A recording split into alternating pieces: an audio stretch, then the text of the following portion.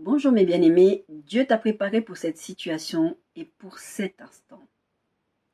1 Samuel chapitre 17, on va lire plusieurs versets, mais je vous dirai de lire vraiment tout 1 Samuel 17. On va lire à partir du verset 26, mais je vous exhorterai à lire vraiment tout le chapitre 17 pour comprendre un peu le contexte de l'histoire. Avant de vous lire ce texte, je vais vous raconter un peu l'histoire. En fait, le roi Saül a été choisi par Dieu, forcé quelque part et contraint de le choisir parce que le peuple voulait un roi. Le peuple voulait un roi et il voulait un roi comme les autres peuples qui avaient des rois. Et Dieu n'a pas été content de ça. Il leur a dit, je ne veux pas vous donner de roi parce que je suis... En fait, en gros, Dieu n'était pas content simplement à ce que Dieu les dirigeait. Il était leur roi. Il est leur roi, en principe. Mais eux, ils ne voyaient pas Dieu. Dieu est lointain. Dieu, c'est... On voit un peu ce qui s'est passé dans le désert avec Moïse, parce que Moïse, à un moment donné, il va dans la montagne, il va parler avec Dieu, il va prendre les instructions de la part de Dieu. Le peuple, à un moment donné, ils disent ils ne veulent plus, en fait, que Dieu leur parle directement, parce qu'ils avaient peur. Quand Dieu s'exprimait, ça suscitait la crainte. Donc, eux, ils voulaient les choses très, très terre à terre. De sorte que quand Moïse est monté à la montagne pour aller prendre le livre de la loi, en fait, les 10 commandements, ben, ils ont construit un veau d'or parce qu'ils avaient besoin de quelque chose de palpable. Et ici, dans le cas de Saül, c'est pareil. Il voulait quelque chose de palpable comme les autres. Et Dieu n'est pas comme les autres. Dieu est un Dieu extraordinaire. Dieu est un Dieu qui guide avec efficacité, avec puissance. Et vraiment, il n'y a pas grand-chose à dire. Je n'ai même pas les mots. Et donc, il est choisi, Saül. Et Saül, en fait, au début, il est un peu humble. Vous savez, franchement, on est humble souvent quand on n'a pas encore atteint les sommets. Quand on n'a pas d'argent, quand on n'a pas un mari, quand on n'a pas une femme, quand on n'a pas des enfants. Quand on n'a pas quelque chose qui va te faire avoir une espèce d'orgueil. Dieu sonde les cœurs. Il veut toujours voir où tu es quand tu es en haut. Quand tu atteins le en haut, que tu penses que c'est le en haut. Pour certains, c'est l'argent. Pour certains d'autres, c'est le pouvoir. Pour certains d'autres, c'est le mariage. On voit les gens qui se comportent de façon différente parce que ça y est, ils sont mariés, ils sont devenus des quelqu'un. Donc Saül est choisi et à un moment donné, il commence à faire n'importe quoi parce qu'au début, quand on l'a pris, il se cachait, etc. Mais maintenant, il ne se cache plus, il est devenu le roi, il a fait des bêtises et Dieu n'était pas content parce qu'il est allé faire un sacrifice qui n'était pas à lui de le faire, c'était à Samuel. C'était un autre homme de Dieu, c'était pas son rôle à lui, il était juste un roi, il n'était pas un sacrificateur, il a fait quelque chose que Dieu ne voulait pas et Dieu l'a rejeté. Dieu a dit, puisque tu fais pas ce que je te dis, je te rejette. Mais en fait, le truc, c'est que il y avait une guerre qui allait s'annoncer avec je crois que c'était exactement même les Philistins dont on va parler. Et Saül a eu peur. Oui, c'est ça. Saül a eu peur parce que il y avait deux choses. Il avait peur de l'adversaire, il avait peur de ne pas y arriver, et surtout, il avait la pression du peuple. En fait, le peuple était là à lui dire, ouais, il faut y aller, il faut y aller, il faut y aller, parce que là, c'est chaud, il faut y aller, il faut y aller. Et, et, et en fait, Saül, au lieu de dire, bah non, Samuel m'a donné, parce que Samuel lui avait donné une instruction, Samuel le prophète. Samuel, c'est le Samuel dont je vous parlais il y a quelque temps, le fils de Pénina. Oui, de Anne, pas de Pénina, pardon, de Anne. Et Samuel lui dit, je vais venir pour faire le sacrifice à telle heure, tel jour. Donc ne le fais pas avant que j'arrive. Et lui, la pression du peuple, et lui-même aussi, trop, il a quand même fait ce sacrifice. Et c'est ça qui a fâché Dieu. Et Dieu a dit, je te rejette. Donc Dieu l'a rejeté.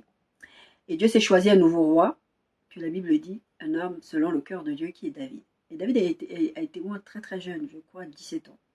Très très jeune.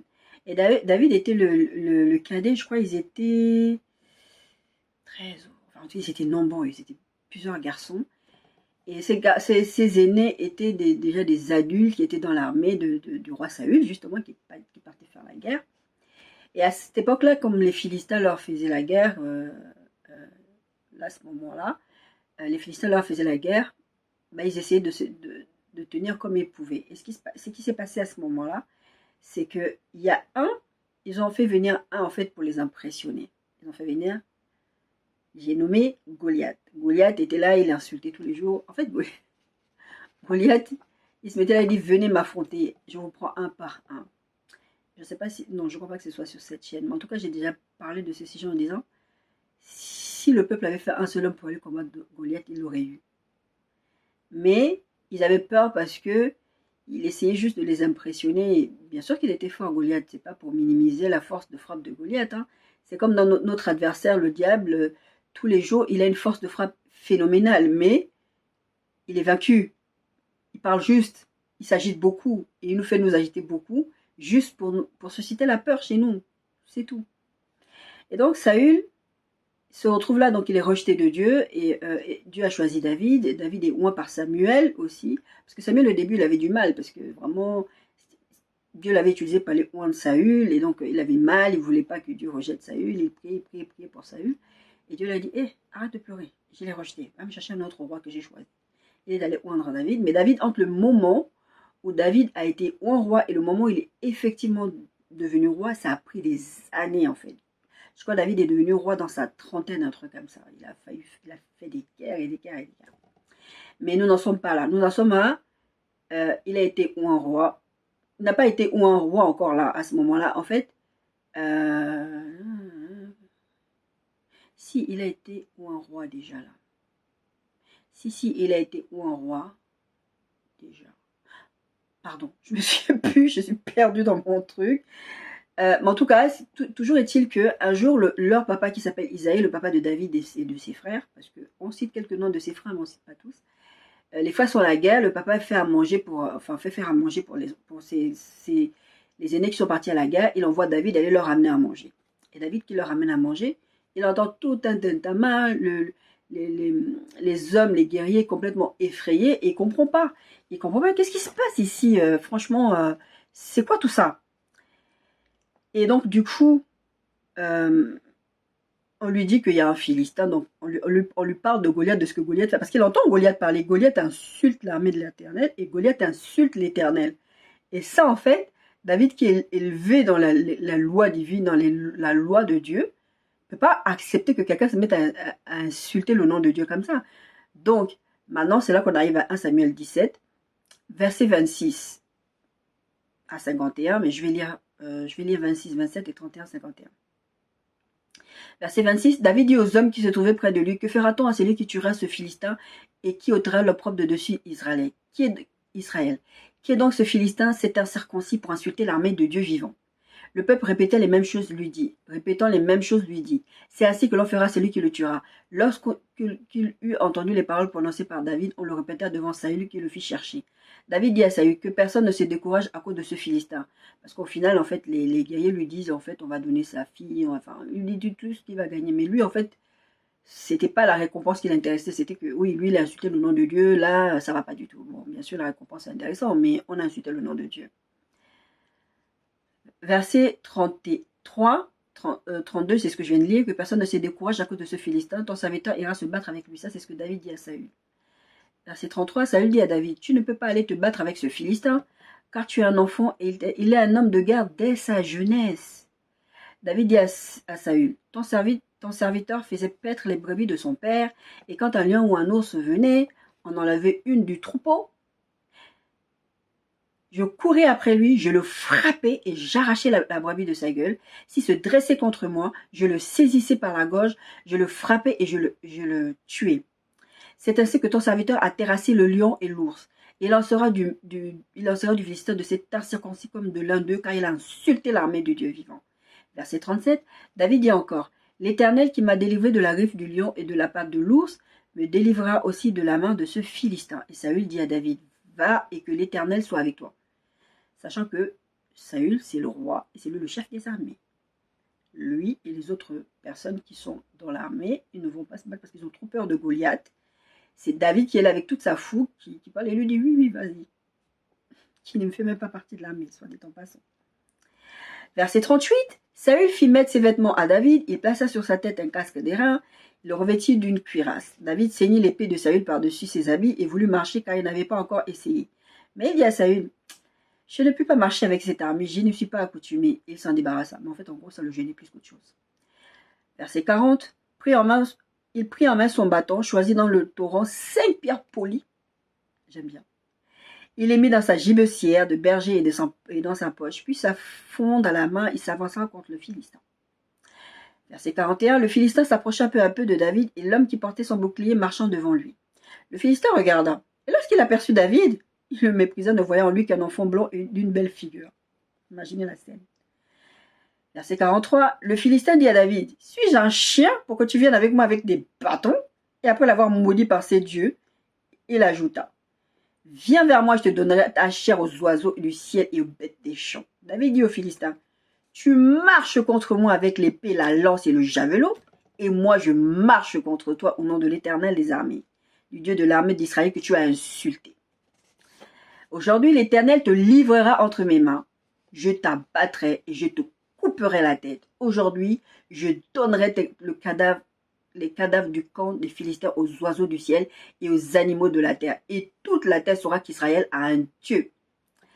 Verset 47, et toute cette multitude saura que ce n'est ni par l'épée, ni par la lance que l'Éternel sauve. Ni par l'épée, ni par la lance que l'Éternel sauve. Car la victoire appartient à l'Éternel et il vous livre entre nos mains. Aussitôt que le Philistin se mit en mouvement pour marcher au devant de David, David courut sur le champ de bataille à la rencontre du Philistin. Imaginez bien, le gars, il fait 6 mètres. David, petit bout de chou, blanc, beau gosse, on va dire un mannequin. Il est là avec sa jolie tête, sa tête d'enfant, son corps d'enfant, et il court devant Goliath. Il court à la rencontre de Goliath, hein, il n'a pas peur de Goliath. Verset 49, il mit la main dans sa gévicière, il prit une pierre et la lança avec sa fronde. Il frappa le Philistin au front et la pierre s'enfonça dans le front du Philistin, qui tomba le visage contre terre. Ainsi, avec une fronde et une pierre, David fut plus fort que le Philistin. Il le terrassa et lui ôta la vie sans avoir d'épée à la main. Verset 51, il courut, s'arrêta près du Philistin, se saisit de son épée qu'il tira du fourreau, le tua et lui coupa la tête. Les Philistins, voyant que leur héros était mort, prirent la fuite, la débandade. Ça c'est mon autre premier verset de base qui est un peu long, mais c'est notre premier verset. Notre deuxième verset de base, c'est aucune tentation, 1 Corinthiens 10, 13, aucune tentation ne vous est survenue qui n'ait été humaine et Dieu qui est fidèle ne permettrait pas que vous soyez tentés au-delà de vos forces, mais avec la tentation, il préparera aussi les moyens d'en sortir afin que vous puissiez la supporter. Dieu t'a préparé pour cette situation et pour cet instant. Pourquoi on a dit ça? Parce qu'on a lu dans ce texte, David arrive dans cette situation devant ce Philistin. Les autres sont là effrayés. Pourtant, ils sont des guerriers qui ont été formés à la guerre, pour la guerre. Ce sont des militaires, ce sont des gens qui sont formés, c'est pas n'importe qui. Mais ils sont effrayés parce qu'ils ont devant eux un monstre quelque part, un monstre de muscles, un monstre. La Bible parle en fait, j'ai pas lu cette partie-là, mais la Bible parle en fait des armes de Goliath qui étaient grands, qui étaient lourds, son javelot. La Bible décrit en fait son armure, c'était tellement lourd, rien que son armure et lui-même, alors je dis même pas. Et lui, il est là et tout le monde est effrayé. David, il ne le connaît pas. Il n'est jamais sur le champ de bataille. C'est un enfant, il est berger. Il s'occupe des animaux pendant que ses frères sont à la guerre. C'est seulement ça son travail. Sauf que, pendant que David est en train de s'occuper des animaux, Dieu le prépare pour sa rencontre avec Goliath. David, quand il est en train de vivre ce qu'il est en train de vivre sur le moment, Dieu ne lui a pas dit tu vas aller combattre les lions et les ours, c'est ça ton épreuve. Dieu ne lui dira jamais, il lui fait vivre des épreuves, il lui fait vivre des choses. Les animaux se font attaquer, il est le berger. Et d'ailleurs, en tant que berger, quand il va devenir roi David, officiellement roi, quand il va vraiment prendre la position de roi, il va devenir le berger du peuple. Et d'ailleurs, certaines bêtises qu'il va faire, le peuple va être frappé à cause de lui parce qu'il est le berger. Et d'ailleurs, il y a un verset dans la Bible qui dit en fait que ce que l'ennemi fait, c'est de frapper d'abord le berger pour que le troupeau soit dispersé. Et donc lui, en tant que berger, il devait défendre son troupeau. Il est là pour les protéger. Il n'est pas là, il fait pas autre chose, il fait pas que leur donner à manger, il fait pas que les paîtres, il les défend aussi. C'est ça qu'un berger est censé faire. C'est ça que, quand Dieu nous donne en tant que berger la responsabilité de gens, c'est ça que tu es censé faire en tant que berger. Donc, mais ça c'est juste une petite parenthèse. Mais toujours est-il que David, il devait protéger son troupeau. Et il dit à Saül, mais Saül, lui-même il a peur. Il est là en train de lui dire, mais tu vois pas, toi t'es un gamin, tu vas faire comment? Lui, depuis qu'il est tout petit, il est entraîné à ça, à aller faire la bagarre. Et même là, depuis le début, il se bat même pas. tellement parce que les gens ont peur de lui. Parce qu'on sait, je pense pas que c'est simplement le fait que il était là en train d'essayer de les impressionner. Je pense que Goliath, sa réputation avait dû le précéder. Donc il savait très bien qu'il allait faire très très très mal aussi. Et donc Saül le prévient, lui dit, mais non, toi t'es un enfant, lui il est prêt. Et David en fait est en train de lui dire, ce qui est le titre de notre message, Dieu m'a préparé pour cet instant. Il l'a pas dit, j'extrapole, mais c'est ce que David dit. Quand David dit, c'est ainsi, verset 36, 1 Samuel 17, c'est ainsi que ton serviteur a terrassé le lion et l'ours et il lancera aux Philistins de cet incirconcis. Et il dit, l'Éternel qui m'a délivré de la griffe de lion, et il reconnaît bien que c'est pas que lui, hein. Il reconnaît bien que oui, il s'est battu, mais c'est Dieu qui l'a délivré de l'ours et du lion. Il l'a pas fait tout seul. Dieu l'a préparé à cet instant-là. Et lui ne le savait pas quand il était en train de combattre ces animaux et ces bêtes féroces qui s'attaquaient aux troupeaux on lui avait confié, que son père lui avait confié. Il ne savait pas que c'était pour une autre destinée plus tard. Mais là, il réalise que si Dieu l'a fait gagner ces victoires-là, c'était pour cet instant-là. C'était pour cette rencontre avec Goliath. Alors, mon bien-aimé, ma bien-aimée, je voudrais te dire, chaque chose que tu as vécue dans ta vie, il y a des choses des fois que tu vis, tu comprends pas.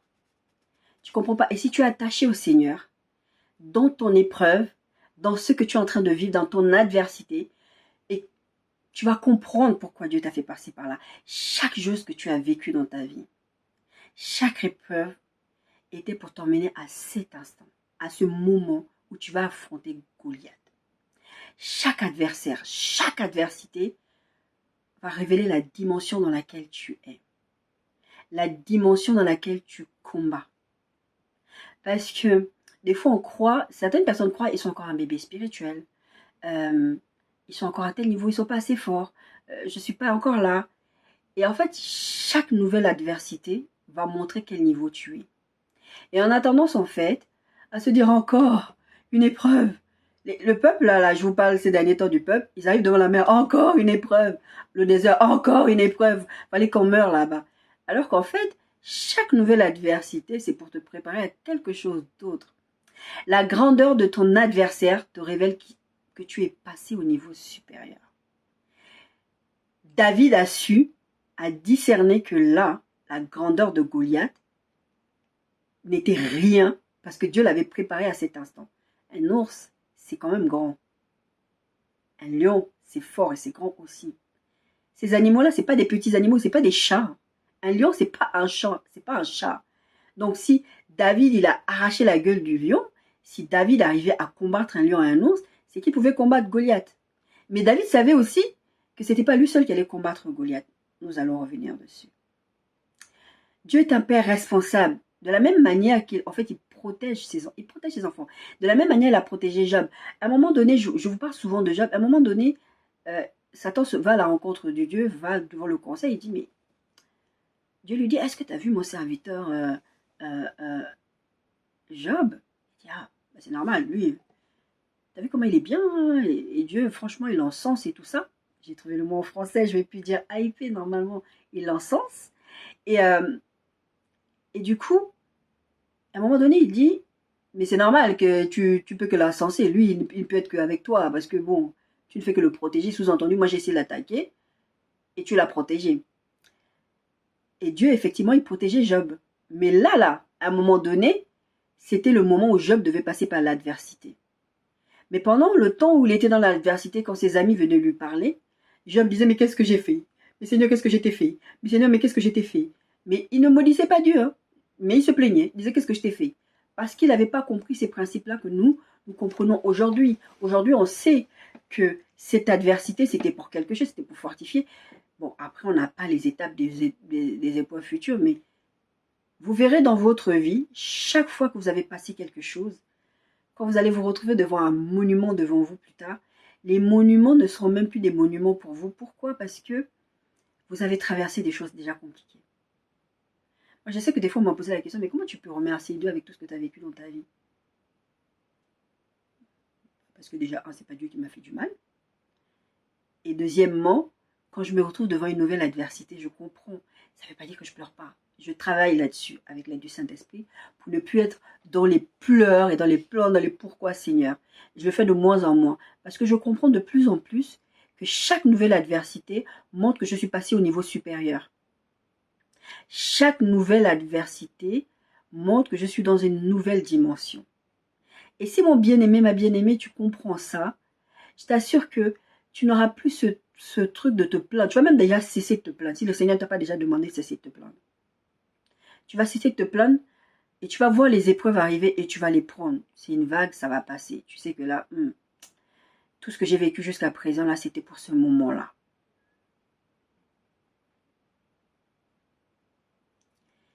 Exode 14, 13 à 14. Moïse répondit au peuple, « Ne craignez rien, restez en place et regardez la délivrance que l'Éternel va vous accorder en ce jour, car les Égyptiens que vous voyez aujourd'hui, vous ne les verrez plus jamais. L'Éternel combattra pour vous et vous gardez le silence. » Je vous disais à l'instant que Dieu est un Père responsable.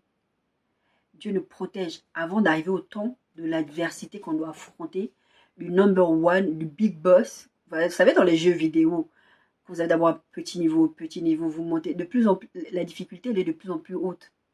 Dans les jeux vidéo, c'est ça. Et d'ailleurs, le Seigneur m'avait mis à cœur d'enseigner là-dessus en utilisant cette image. Bon, ça tombe bien, je le dis un peu aujourd'hui. C'est pas tout à fait ça. C'était un enseignement complet. Bref. Et à chaque fois que tu traverses un niveau, c'est pour arriver au boss suivant. Et tu te dis, quand tu arrives au boss suivant, tu te dis, ça c'est le boss des boss. Et tu te rends compte que ce n'est pas le boss des boss, c'est un petit boss. Jusque tu vas arriver au boss des boss, et là tu vas dire, ah oui, ça c'était vraiment une adversité. Mais nous, tant qu'on est sur cette terre, on n'a pas rencontré encore. Même si on rencontre le boss des boss, qui est Satan, qui est notre adversaire, il est vaincu. Juste retenez, il est vaincu. Donc je disais, Dieu est un Père responsable. C'est vrai qu'il laisse les choses nous arriver. C'est vrai que des fois on a envie de comprendre pourquoi. Mais c'est que Dieu laisse qu'on affronte comme adversité, comme épreuve, c'est pour nous préparer pour plus tard. Et Dieu, en fait, pendant qu'il nous prépare, il ne permet pas qu'on nous fasse de mal. Et je vous prenais l'exemple de Job et de Satan qui voulait lui faire du mal avant et que Dieu ne l'a pas laissé faire. Et quand le temps était venu, Dieu l'a laissé faire en lui disant, tu ne touches pas sa vie, toujours. Il y a une clause, tu ne le touches pas. Donc déjà pour vous rassurer, vous ne mourrez pas dans cette épreuve. Cette épreuve n'est pas pour la mort. Jésus il disait, quand ils sont partis, il est parti pour guérir Lazare, il a dit, cette maladie n'est pas pour la mort. Pourtant, il était cliniquement mort. Puisque Jésus, plus tard, il dit, oui, il est mort. Mais vous allez voir. Cette épreuve n'est pas pour la mort. Ce que tu es en train de vivre, c'est pour arriver à cet instant où, comme Moïse il a dit, vous voyez les Égyptiens là, cette histoire-là, ce contexte avec Moïse, ils ont vécu, Dieu a déjà parlé à Moïse, Dieu a dit à Moïse, tu vas délivrer mon peuple, je vais t'envoyer vers eux. Et Dieu va voir Pharaon, il y a les 10 plaies, et après il les sort d'Égypte. Pharaon est fatigué, le peuple, les Égyptiens sont fatigués, ils disent, c'est bon, laissez-les partir, il leur donne des biens et tout et tout. L'histoire aurait pu s'arrêter là, il aurait pu les laisser tranquilles, laisser partir. Mais ils ont dit, nos esclaves sont partis, les gens qui nous faisaient le travail gratuit, on pouvait se défouler sur eux, et les ont poursuivis. Lui-même, Pharaon, les a poursuivis. Mais le peuple, quand ils arrivent devant la mer, c'est sur des paroles qu'ils prononcent quand ils arrivent devant la mer. Ils arrivent devant la mer, ils se disent, non mais c'est pas vrai. On nous a délivrés pour arriver devant, on va mourir là. Comme si Dieu ne leur a pas déjà montré de quoi il était capable.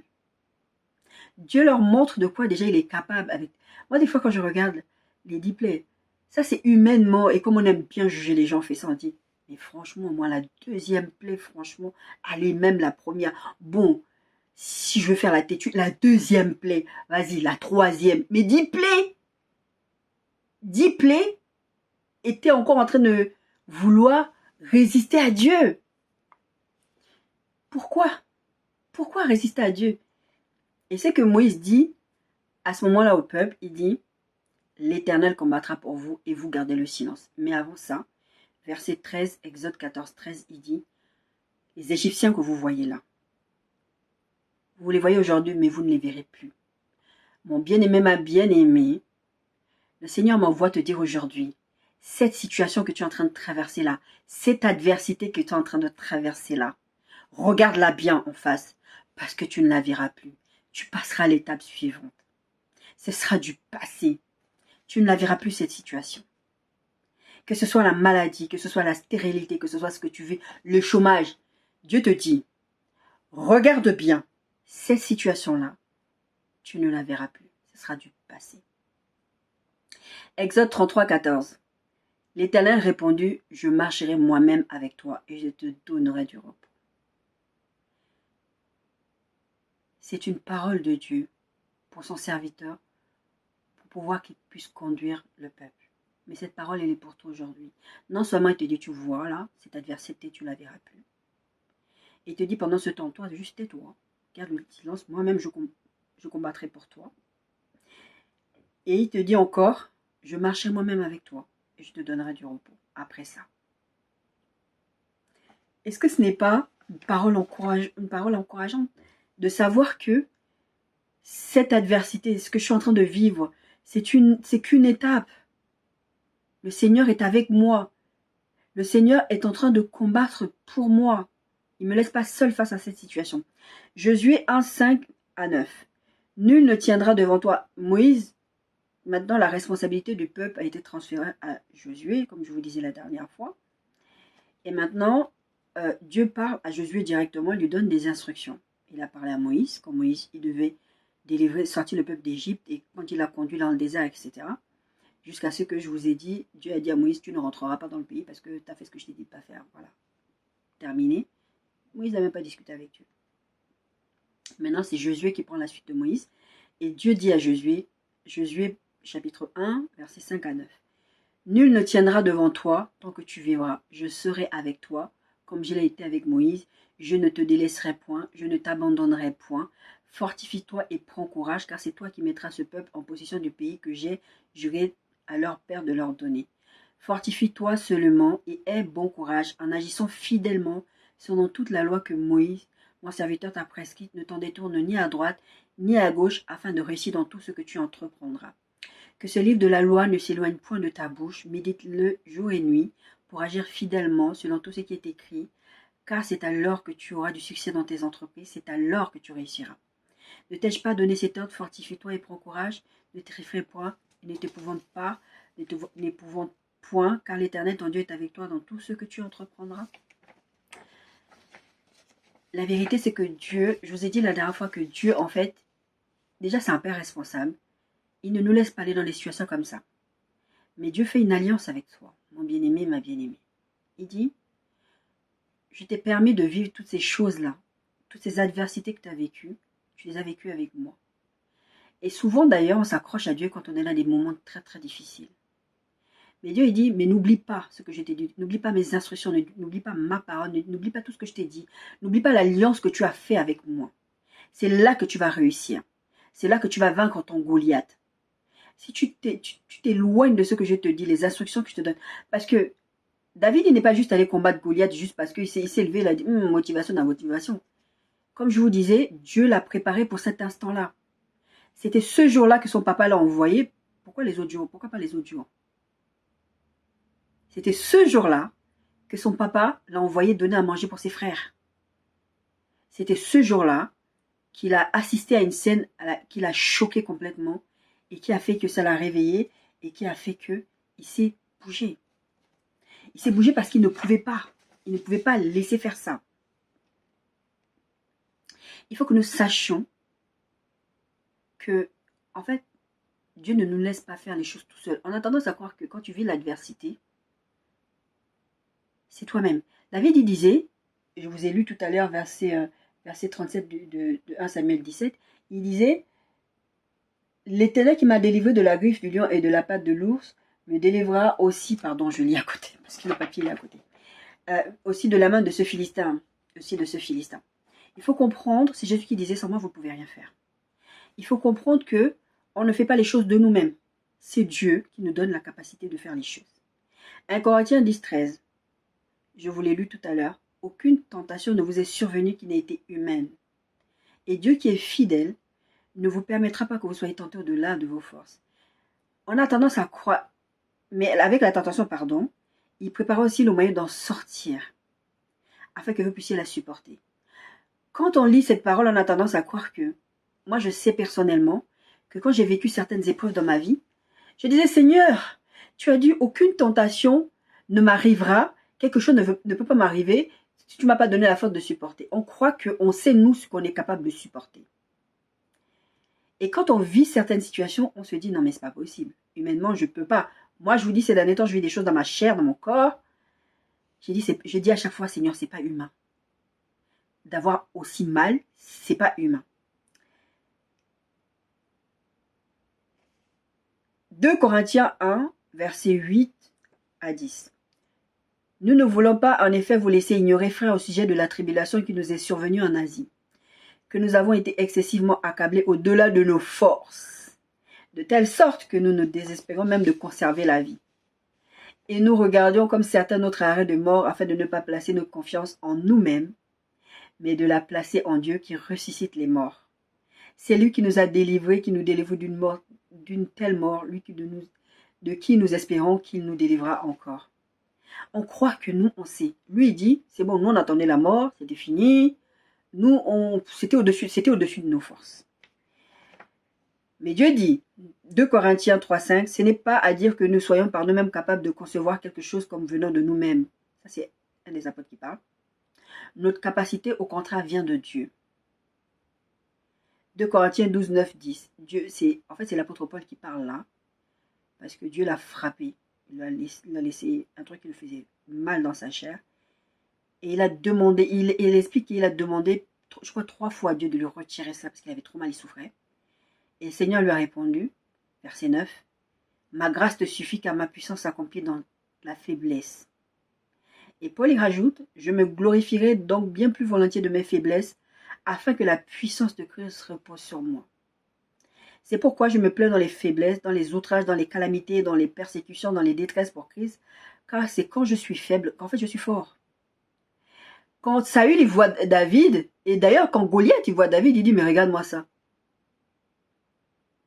Mais va faire le mannequin, non? Qu'est-ce que tu vas faire ici sur un champ de bataille? On va abîmer ton joli visage. C'est comment? J'extrapole. C'est comment? Qu'est-ce que tu fais ici? Les humains vont toujours vous regarder dans vos faiblesses. Mais c'est bien. Parce que c'est quand tu es faible que tu es fort. Parce que ta capacité ne vient pas de toi, mais de Dieu. 1 Thessaloniciens 5, 24. Celui que vous a appelé est fidèle et c'est lui qui le fera. C'est lui qui le fera à travers toi. C'est lui qui l'a fait et David le reconnaît très bien. C'est lui qui m'a délivré de la patte de l'ours et du lion. Il le fera encore avec Goliath. S'il l'a fait avant, il le fera encore. Et il fera encore mieux, parce que l'adversité est encore plus grande. 2 Corinthiens, je vous l'ai lu, là, c'est ce que le frère il disait que, en gros, les tentations, c'est... Non, mais la Bible qui dit, ah là, c'est au-dessus de nos forces. Il dit là, c'est au-dessus de nos forces. On a cru même qu'on allait mourir. Mais Dieu, il dit, Dieu nous a délivrés, il nous a délivrés d'une telle mort, verset 10, 2 Corinthiens 1, 10. Lui de qui nous espérons qu'il nous délivrera encore. Chaque adversité amènera un niveau différent, un nouveau boss. Mais Dieu te délivrera encore. Chaque épreuve, je vous l'ai dit tout à l'heure, que vous avez vécue, c'était pour cet instant. Comme Dieu vous a délivré avant, il vous délivrera encore. Nul ne tiendra devant toi. Ça, c'est Josué, je vous ai lu tout à l'heure. Tant que tu verras, nul ne tiendra devant toi. Tu vas avoir l'adversité. Mais Dieu te délivrera encore de cette adversité-là. Ce n'est c'est qu'une nouvelle épreuve, c'est qu'un nouveau boss. Je ne sais pas comment le dire. C'est qu'un nouveau boss. C'est pas un boss. C'est un boss plus fort. Et je vous disais la dernière fois, la Bible dit, votre adversaire, le diable rôde. Votre adversaire. C'est pas l'adversaire de Dieu. Je pense que je vous le redirai souvent ça. Le diable n'est pas l'adversaire de Dieu. Créature, créateur, il n'y a pas match. Il est notre adversaire à nous. À chaque fois, il nous amènera de nouvelles tentations. À chaque fois, il nous ramènera de nouvelles choses pour nous attaquer. Mais même dans ça, où il nous attaque, Dieu l'utilisera pour notre bien. La Bible dit, toute chose concourt au bien de ceux qui aiment Dieu et qui sont appelés à son dessein. Et je vous ai utilisé ce verset plusieurs fois ces derniers temps. Et je vous ai dit, la Bible ne dit pas que les bonnes choses, les autres, c'est ah, Satan. David a affronté les ours avant qu'il a préparé pour cet instant-là. Il n'a pas refusé de défendre votre troupeau. D'ailleurs, il n'avait pas le choix en fait. Mon bien-aimé, ma bien-aimée, tu n'as pas le choix. Tu dois dépasser cette adversité-là. Tu dois passer par-dessus parce que rappelle-toi les petites choses que tu as vécues avant, que tu comprenais même pas, ça n'avait même pas de sens pour toi. Dieu te les a fait vivre pour l'instant que tu es en train de vivre maintenant. Parce que pour que tu ailles plus loin avec lui, il faut que tu grandisses aussi. Tu ne peux pas rester au lait. Tu dois manger de la viande à un moment donné. David ne pouvait pas vaincre Goliath tout seul. Et ça, c'est ce que je vous dis là depuis tout à l'heure. David ne pouvait pas. La Bible dit qu'il a choisi 5 pierres. Saül a essayé de l'équiper, lui mettre son équipé. Même lui-même, dedans, là, il a dit, ça c'est trop... Je suis sûr que ça devait être trop lourd pour lui. Parce que lui-même, il était petit. C'était un enfant, la Bible dit que c'était un enfant. Goliath lui dit, mais toi, t'es un enfant, tu fais quoi ici? Il était même pas... Il a un peu ce qu'on dit, on dirait aujourd'hui. Le gars, il avait un corps de lâche. Il n'avait pas un corps de musclé comme Goliath. Saül lui dit lui-même, le gars, depuis qu'il est enfant, il fait ça. Goliath, c'est un guerrier depuis l'enfance. Il a été entraîné pour ça. Goliath, il est entraîné pour terroriser et pour tuer les gens. Il n'est pas entraîné pour rigoler. Toi, tu sais pas. Donc, bon, puisque tu veux quand même y aller et que je ne veux pas t'empêcher d'y aller, parce qu'il faut bien que quelqu'un fasse quelque chose. Lui, il est vraiment un lâche. Et il lui dit, ben vas-y, mais au moins prends mon armure. Parce que bon, au moins mon armure, tu vas quoi faire. Je suis sûr que si David avait pris l'armure de Saül et qu'il avait vaincu avec l'armure de Saül, ça dit c'est grâce à moi, c'est mon armure. Je vais vous donner un petit témoignage. Une fois, quand j'habitais, j'avais on va dire un délire. Je le fais plus. Je ne sais pas pourquoi. Peut-être parce que j'ai pas l'occasion. Quand j'habitais en région parisienne à Ville-et-Belle, plusieurs fois je me suis retrouvée coincée dehors. Pour une raison X ou Y, et mes portes étaient des portes sécurisées. Tu pouvais essayer les radios, tout ça, ça s'ouvrait pas. Et moi, je me rappelle quand j'étais enfant, quand j'étais toute petite, mais je sais pas, j'étais même pas une prête, je crois même que j'avais moins de 8 ans. J'étais enfant. Et je me souviens qu'une fois, il y avait les voisins. Ma grand-mère m'a raconté cette histoire-là il y a 3 ans, je crois, en arrière. Et en fait, j'avais vu ma grand-mère aller chez les voisins. En fait, il y a eu, je sais pas quel micmac là-bas, mais il y avait une situation assez dangereuse. Il y avait un enfant, je crois, qui était enfermé dans une chambre. On n'arrivait pas à ouvrir la porte. Et j'ai vu ma grand-mère aller devant cette porte, prier, prendre l'autorité pour que la porte s'ouvre. Ça m'avait tellement impressionné, j'étais enfant, que c'est resté en moi. Ça veut dire qu'à chaque fois que j'avais ma porte qui se coinçait, j'ai imposé les mains sur ma porte, je priais. Et quand j'enseignais sur les dons spirituels à mes sœurs, j'avais dit avec mes sœurs, pardon, j'ai eu une quête de ton. Et donc j'enseignais les dons spirituels à mes sœurs, je les apprenais à s'exercer, à utiliser les dons que Dieu avait mis en eux. Et une des choses que je leur enseignais à une de mes sœurs, c'était, jusqu'à maintenant ça me fait rire, des fois je leur raconte des trucs à mes sœurs, je leur fais vivre des choses, je les exerce à des trucs. Je suis sûre qu'on va traiter un peu de dingue. Bref, j'ai dit à ma sœur une fois, j'ai dit, tu sais, pour pouvoir prendre l'autorité, tout ça, vivre, je sais plus c'était quel truc j'ai essayé de lui enseigner, je me rappelle plus. Tout ce que je sais, c'est ce que je lui dis. Tu sais quoi, tu prends ta clé, au début, tu prends ta clé, tu claques ta porte, tu fermes ta porte, tu prends ta clé, tu mets dans ta poche. Et tu touches pas à ta clé. Et tu pries devant la porte pour que la porte s'ouvre. Tu t'exerces comme ça. Pour le jour où, effectivement, tu claques ta porte, tu te retrouves dehors, eh ben tu pourras l'ouvrir parce que tu sais que tu as l'autorité là.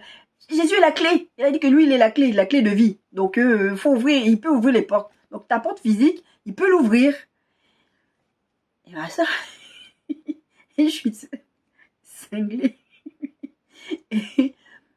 Et quand même, elle l'a fait. Elle a quand même obéi. Je me rappelle plus si elle a fait longtemps ou elle a fait qu'une fois, je sais plus. Bon, bref. Ou elle l'a pas fait. Non, il me semble qu'elle n'avait pas fait. Il me semble qu'elle n'avait pas fait. Elle m'a juste dit que j'étais cinglée. Je sais pas, un truc comme ça.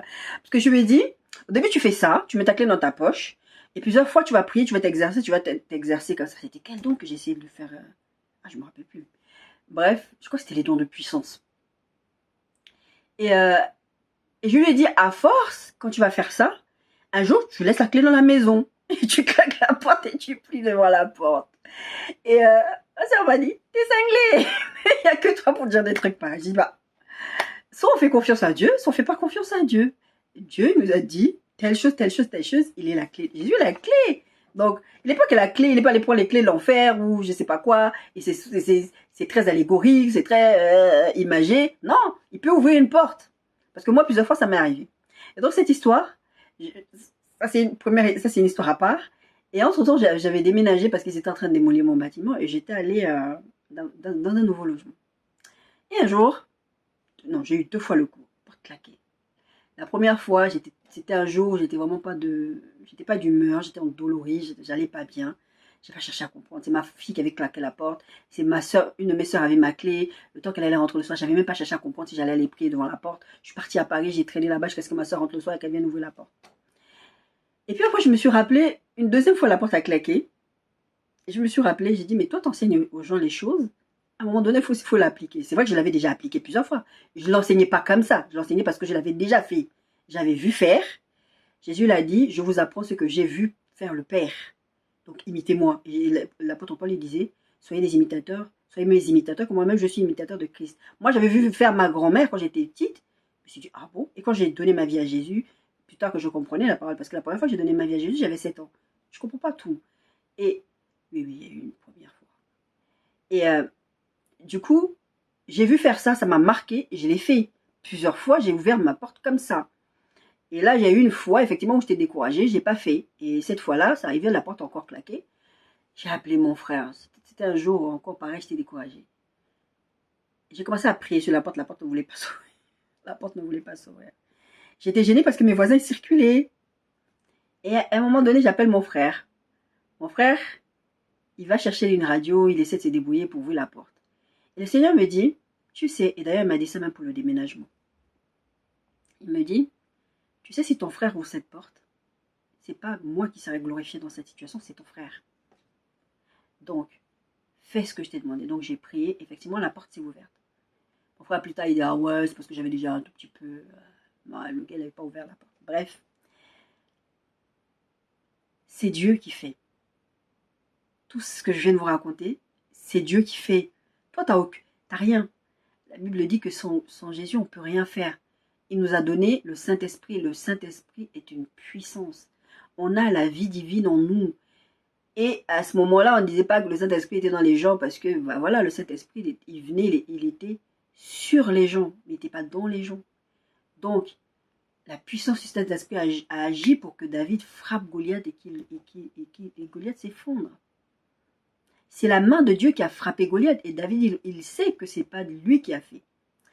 David ne pouvait pas vaincre Goliath. Certes, Dieu l'a entraîné. Certes, Dieu l'a préparé pour cet instant. Et Dieu l'a fait dans le secret. Ça, c'est aussi une des choses qu'il faut retenir.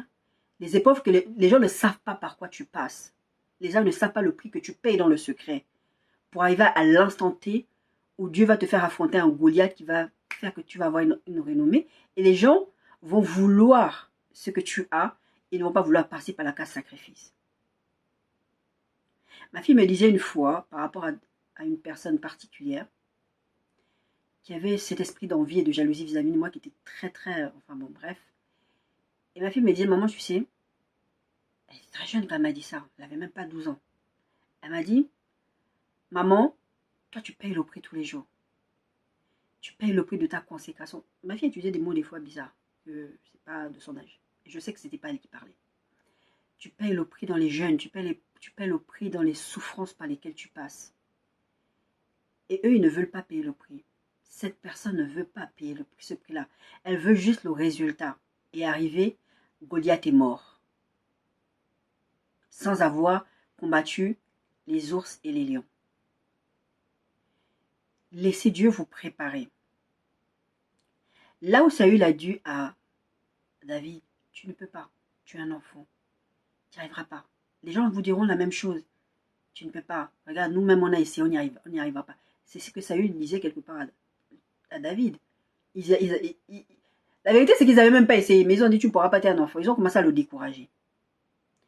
Mon bien-aimé, j'ai envie de te dire, ma bien-aimée, j'ai envie de te dire, peut-être que tu es le pionnier de ta famille.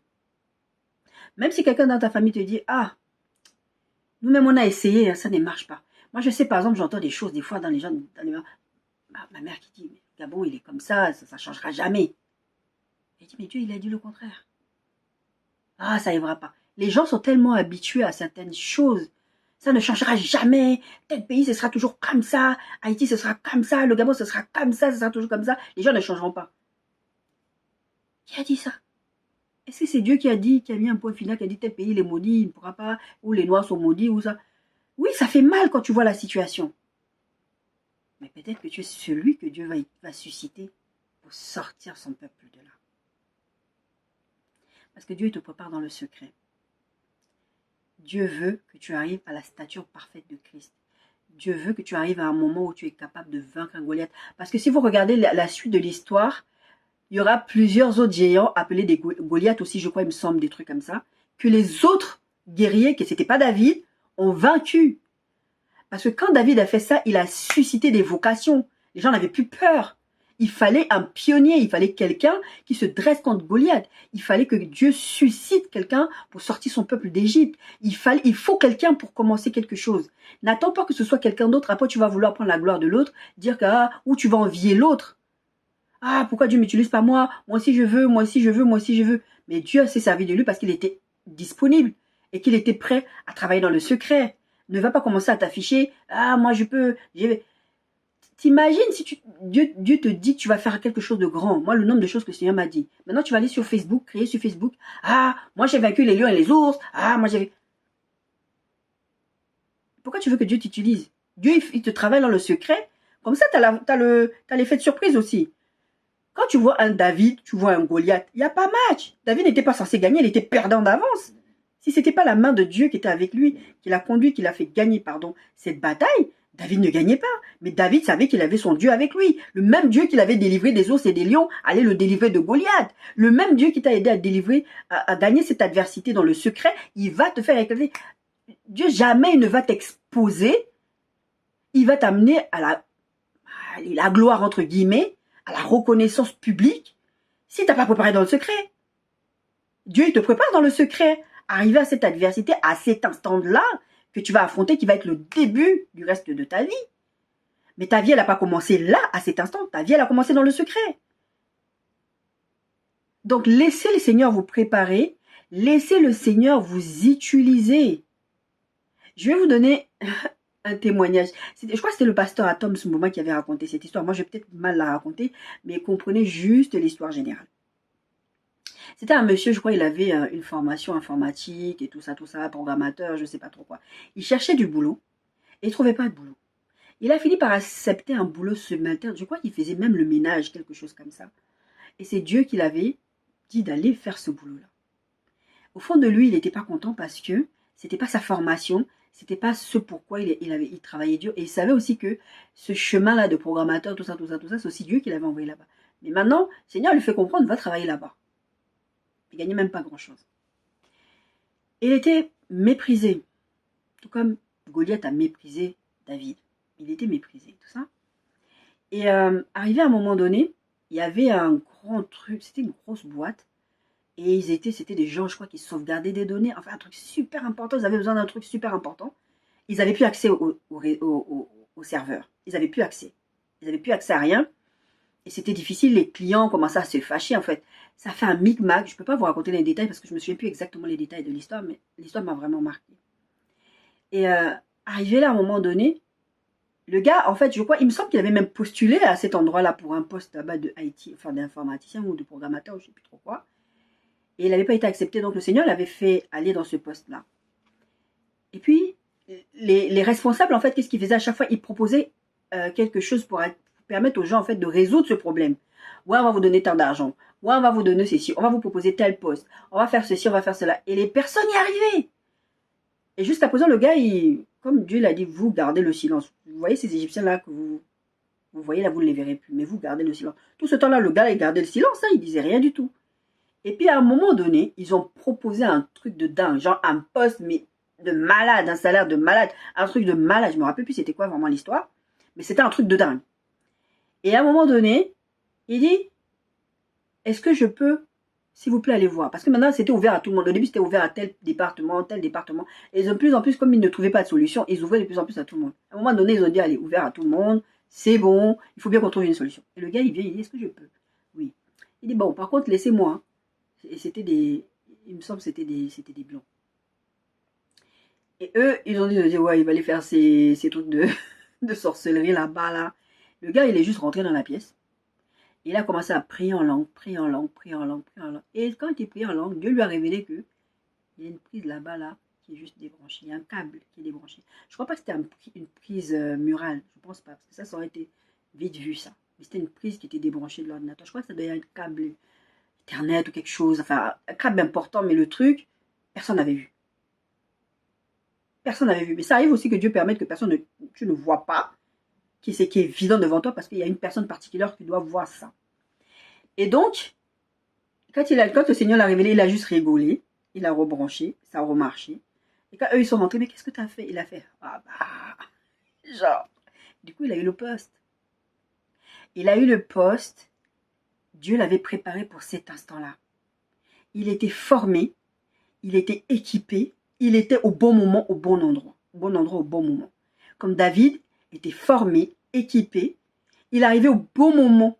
Il y avait une récompense. Lui, le monsieur, il a eu une récompense. Et toi aussi, ta récompense t'attend. Dieu peut utiliser n'importe quelle situation pour te lancer dans l'arène.